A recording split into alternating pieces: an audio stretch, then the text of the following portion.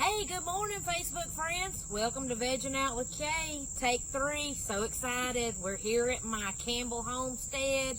Brenda's behind the camera over there. Hey, Brenda. Howdy doody. All right. So we've had a long day at work today. Boy, it was hot today, wasn't it, Brenda? Yeah, I'm not smelling too good right now. Me neither. We need Me to keep our neither. 6-foot distance. I'm going to freshen you up with some veg. So, wanted to give you a quick little tour of some of my gardens and how I kind of handle vegetable gardening in a small space.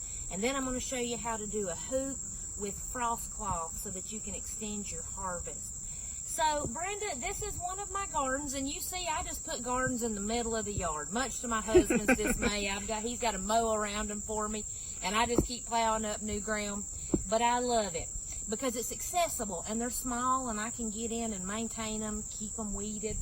So, in this garden, and I will tell you that I cram a lot of things into a small space. This may not be for you, but I love a little bit of everything. I love zinnias, and so I let zinnias. These all come up from seed every year. I never plant zinnias. Oh, wow. Seeds. I know, every year, Brenda. And actually, I pulled them out. I mean, this would be solid zinnias. I'm gonna pan in on that. This is wonderful for the pollinators. I have butterflies, bees.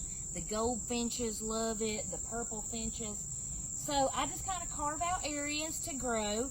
This bed has been actively growing since about April, and I started with my cold crops that we're actually growing now. The broccolis, I had lettuce, Swiss chard, beets. And then as we warmed up and I pulled those crops out, I changed them over to warm season. You see I've got my cherry tomatoes. The front of this bed had tomatoes and squash in it, and now I've changed that over to kale and some Brussels sprouts. But guess who's come a-calling, Brenda? Who's that? Little Peter Cottontail. Oh. So I'm going to have to bring some plant skid home tomorrow. I know that's what I'm doing. What are they eating? They ate my Brussels sprouts. They're eating the kale. And you know, I have 2 cats and a dog. Not doing me any good here. So, living a good life. I'm going to get the plant skid out and try to keep them out. Or if not, I will put a little wire around them and try to keep the bunnies out of them that way. So this actually was one of my biggest swaths of zinnias, and I had broccoli all in here. But I love okra. I know you don't, Brenda, but I'm going to change your mind tonight. So as I pulled those things out, I planted my okra seed because okra loves to be planted when it's really hot. And a lot of the old farmers won't plant okra until 4th of July. So I have a good crop going here, and then when I remove more things, I've actually got more okra seed. I don't know if I'll get much production off of it, but I'm going to try. And while we're here, Brenda, we're going to sneak in, and I'm going to get you to try raw okra. Now, if you guys have not tried raw okra, it's a must. I call it the southern caviar. Well, I'm always game for something new, but this, you know, I know I can't do the boiled okra. No, and I know that is a very particular person that can eat boiled okra. This, pick your pods when they're nice and young and tender, and we're going to hand one to Brenda, see what she thinks. Take the tip off of that, Brenda. See what you think. Well, it tastes kind of greeny, sort of like a string bean. But there's still that little bit of a slime on the upper part of my mouth. But don't you get the pop of the seeds? I mean, that's just like the best caviar right there. Well, you know what? I think this would be best used as spray painted silver and put in a Christmas decoration. I'm pretty sure I'd find something else to choose. But I know. When Brenda came today, she was like, ooh, can we dry some of that okra pods for our Christmas? And we certainly will.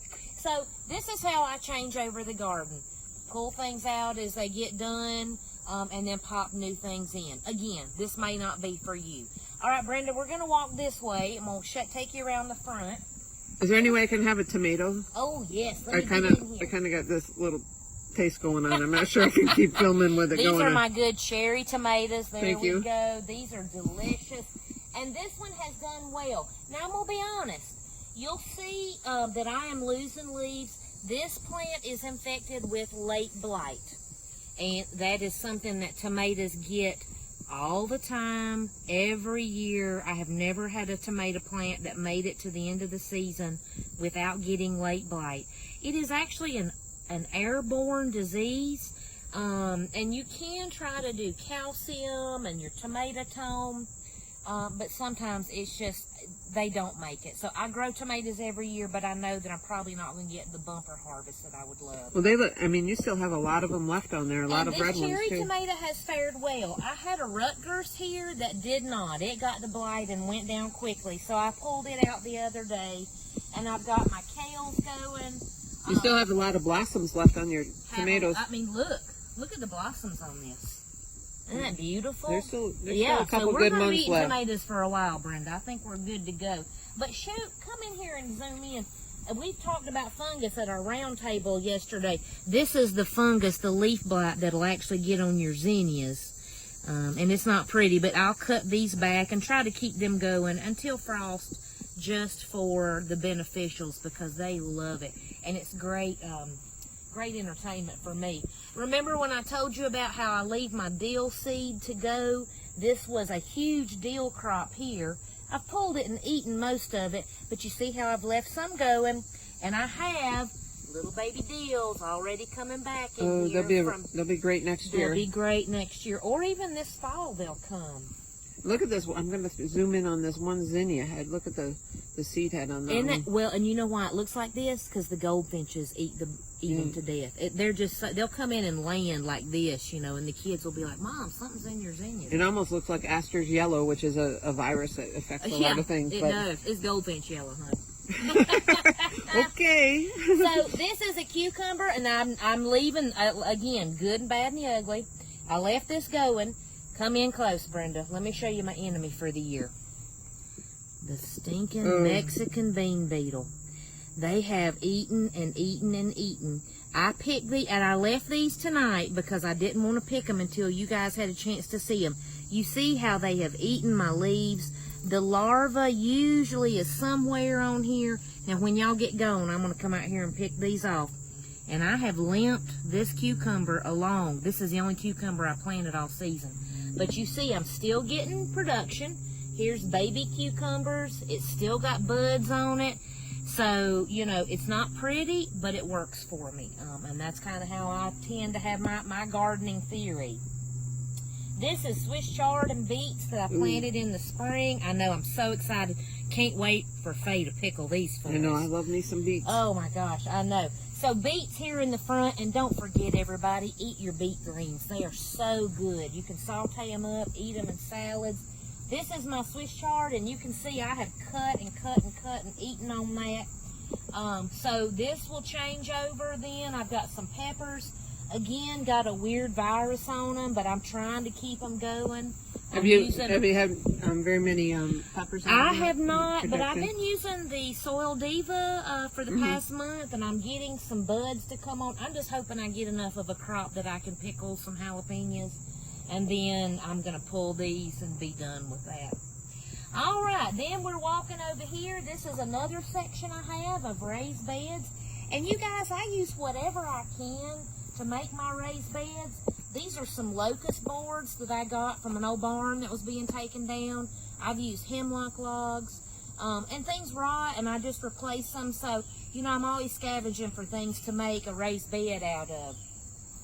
Now, this bed was my butternut squash, and look how much I got, Brenda.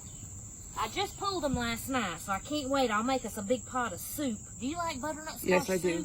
Anything butternut, I love. I love winter squash. Yeah, so I had to pull them early. I normally wouldn't have pulled this early, but the Mexican bean beetle ate them up. So I just wanted to go ahead and get them out the ground, and I'm ready now to turn this over. So I've got some chard, and I'll get my seeds going in this bed. And this, I wanted to show you guys, because I had a couple of questions at the garden center today. This is my original basil from the spring. Now, it doesn't look so hot, and I can salvage a lot of these leaves. But come in here, Brenda, and you see how it's starting to put back here at the base? So here's what we're going to do, everybody. You just cut it back. It smells delicious. Doesn't it smell good?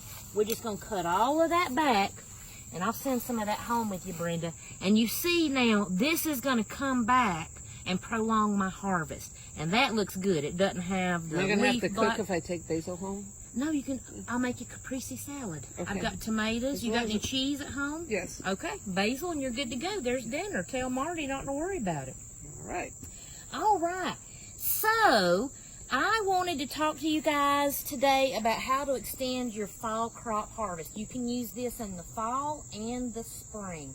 And it uses hoops over your raised beds, or your, if you have beds on your back porch, you can do this as well. And you need to use a frost cloth. Now, we have this at the nursery. It's called Harvest Guard.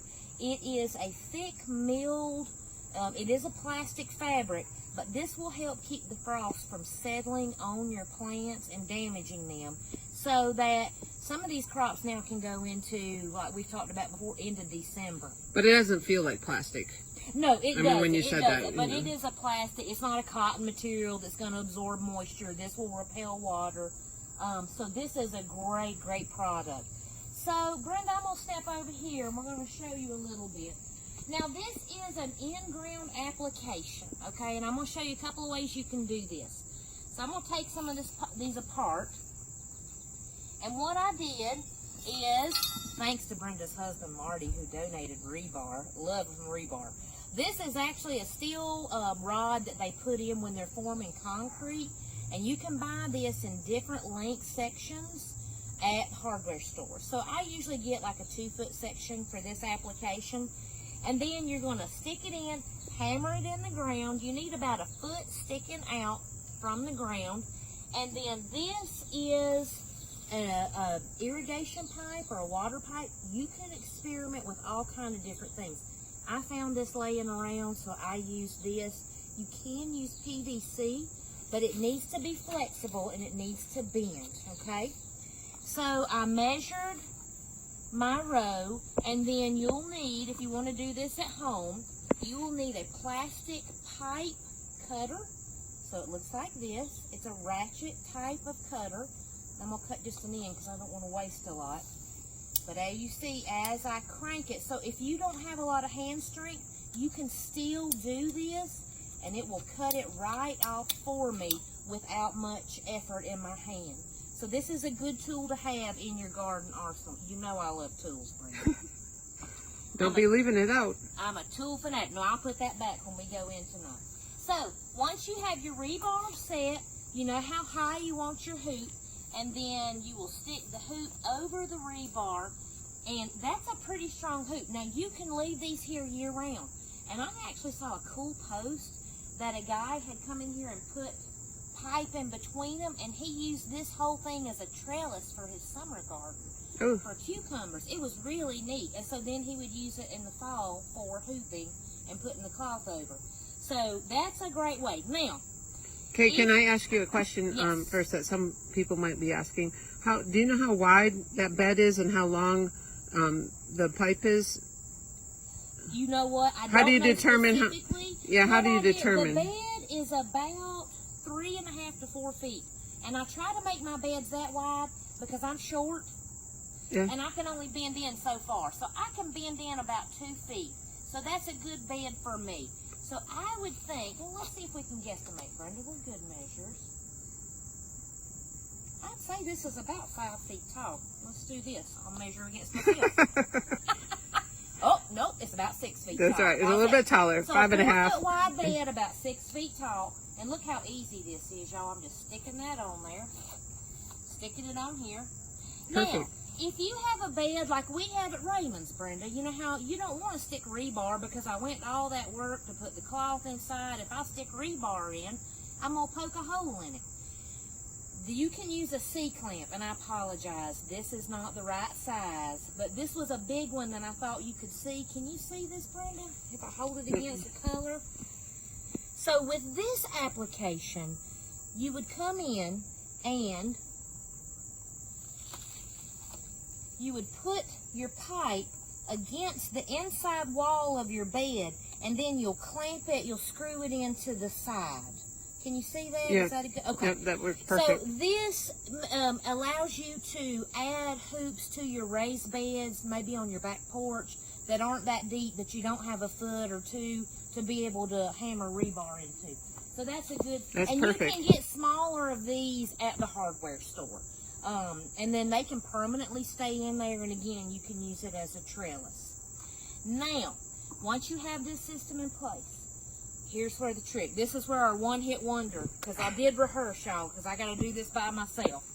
I'm going to take my cloth, and this cloth is 10 feet wide and 12 feet long. It's perfect for this bed. If you needed to stitch it together, you could either stitch it on a sewing machine if you wanted to make longer sections. You don't sew, Brenda? Girl, we're going to have a talk.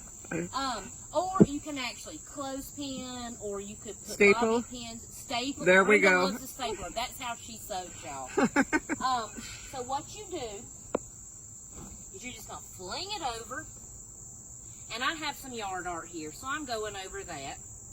And this is I'm going to use this when my temperature is going to go down into the mid-30s, mid to low 30s, where we might get a frost. And I want to protect my crops from that. I'm not going to leave this on here in the summer too much while we're still hot. But as you see, you just work it around. And because, again, I cram a lot of stuff into my garden, I've got a hydrangea, so I'm just going to stuff it in there. We're going to pull it tight all the way around. And then to hold it in, you can do anything. You can lay a piece of lumber here. You can put rocks. You can throw mulch on it. Sod staples. Sod staples. But I use garden stakes because I have tons of these. I use them all the time. And you'll just come in real tight. And you're going to lay it down. And because if it's a real windy night, we might need two to totally weigh it down. And I'll go all the way around it and affix it to the ground so the wind can't get up underneath it. That's the whole trick. You're trying to keep the wind and the frost off your plants. You'll leave this on until the temperature rises above freezing the next morning. And so some people will just kind of pull it over to the side, and then the next night you can throw it back on. But this is a great way to extend your harvest. Does it help keep the bird? I mean, would you use it for birds or for the moths? The cabbage lopper moth, we talked about that. You can also use this system with shade cloth. So I know shade cloth is not readily available on the market for small scale gardening, and that's something Brenda and I have talked about. I wanted to find a smaller size that we can carry. But you can put shade cloth on this, and it'll help cool these crops while we're 90 degrees now. And that also helps keep those cabbage loppers away as well, because they're already eating. I've been pulling leaves and picking the little eggs off, and I did actually spray some BT because the caterpillars are starting to munch on my crops. So, yeah, this is a great way to keep those bugs out as well. Okay, what do we have in front here? Are those some beets that you're growing in a container? Yes, again, be creative. This is a container. Some of these things have been in here since the spring, and then I had some seed of Swiss chard here in the back that I popped in. And if it gets too cold for these, I'll just carry them into the garage for the evening. But those are beets? Beets and Swiss chard. But look how beautiful these are. Mm-hmm. Have you eaten a beet green, Brenda? Try this. I'm sure I have. I love beets. I told y'all I was going to feed Brenda some veg. Here we go. Right. She's my guinea pig. But doesn't it taste like a beet? Yep, delicious. I love beets, balsamic vinegar in a crock pot with some other vegetables. I do that all the time. Isn't that good? All right, what's this next one? Lemon balm? This is lemon balm, which I love. Miss Kathleen turned me on to this one. I love it. I do too. It's a happy smell. Happy smell, great for calming your nerves. And I don't know if any of you guys bought the shiso, the Britain shiso we grew this is amazing. Year. Look how beautiful it is. Look at the color on the back of that leaf. This is an annual. It is an annual. And you can use these in Oriental cooking. I'm also going to make an elixir. You can do like a sugar syrup with the shiso and add to drinks. You can use the leaves as wrappers. But I've really been impressed with this one. It's just so beautiful. Have you used it for a wrapper for anything yet? I have. Yeah, and it's pretty good. What did you use it for? Like a spring wrapper, like a spring roll. Spring roll? Yep. Yep. So that was good. You could probably put some okra in there. Roll it up. Not for you, apparently. I know. Well, I got a pocket full of sawflies. Oh my, that's a song, bad country song in the making right there, Brenda. We'll work on that one. One other plan I want to show you guys, because I've talked about it before. With our composting, we talked about natural compost accelerators. And, oh, there's my cat, Brenda. Maybe she's hunting my bunny. Or, you know what I think she's probably going to do? She's going to get under this cloth and go to sleep. It's also great for a cat house. Ooh. So this is comfrey. Now, we didn't have this year, and I'd like to try to grow it next year.